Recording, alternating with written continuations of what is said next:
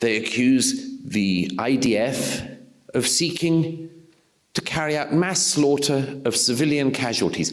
Hello, you've just described your side. You've said nothing about the IDF, you've just described your own side. They say, we're worried that the IDF will commit genocide. Sorry, your side did its darndest to carry out a genocide. Everywhere this rule applies. The Iranian revolutionary government in Iran sends a thank you letter to students in the West for joining the Iranian revolutionary government in its fight against colonialism.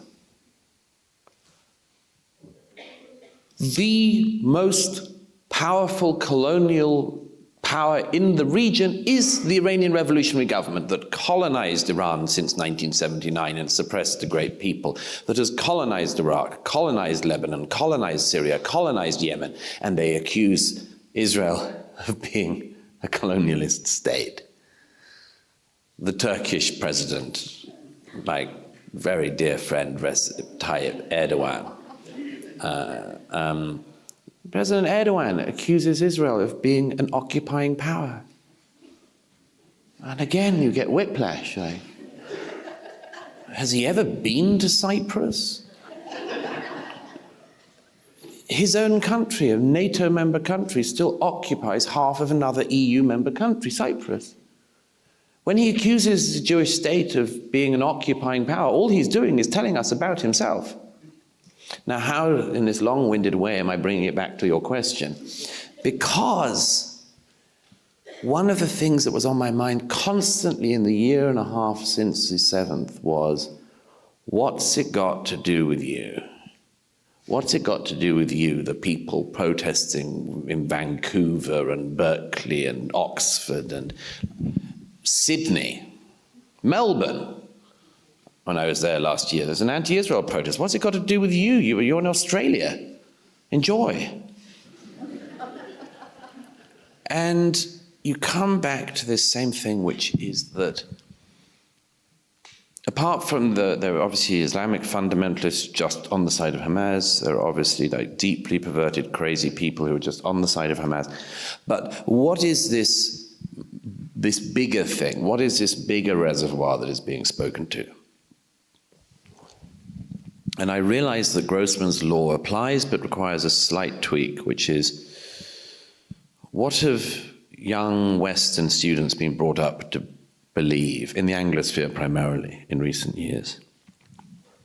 They've been told, particularly in America, they've been told that they're guilty by dint of being born in the country they were born in.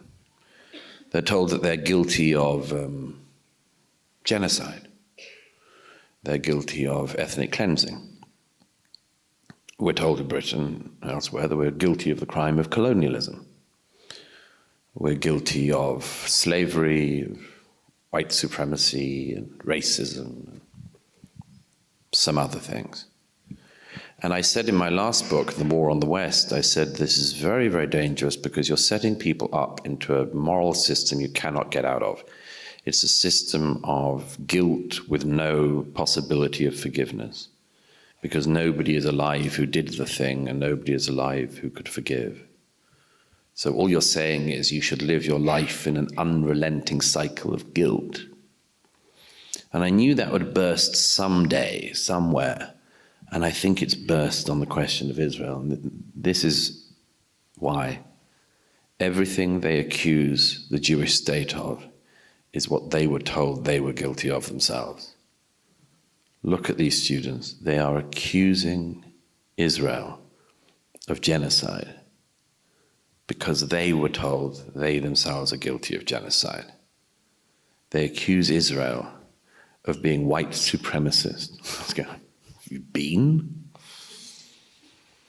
They accuse it. Why? Because this is what they were accused of. This is projection on a massive scale. But Israel should not be the projection focus of deeply deluded and badly educated people around the world. That's a very key insight, that they are trapped in this unforgivable accusation. Since you sort of praised Macron earlier, We have to set the record straight. He recently announced that possibly at a June conference that France would recognize the Palestinian state. And a number of Labour MPs are pushing the government to follow suit. What is your analysis of this idea, and how much would it advance or hinder peace? The fastest way today to demonstrate you know nothing about the situation in the region is to say that this is why we should push for the creation of another Palestinian state. Just unbelievable revelation of ignorance. Not unheard of. You know, it was on October the 9th or 10th that then Secretary of State Antony Blinken said in an interview, this is why we need to double down on a two-state solution. I'm not surprised in some ways that people say this, because all my life, people of left and right, Labour, Conservative, doesn't matter. They all say the same thing. They all said the answer is a two-state solution. I remember great geniuses like David Miliband saying, why the laughter?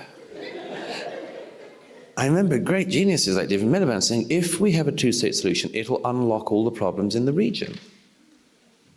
And I always knew, as many of you will have done, that there is no law of nature that says that if another state, I'll explain why I mean that, but if another state was given to the Palestinians, there is no reason to presume that the economy of Yemen will blossom.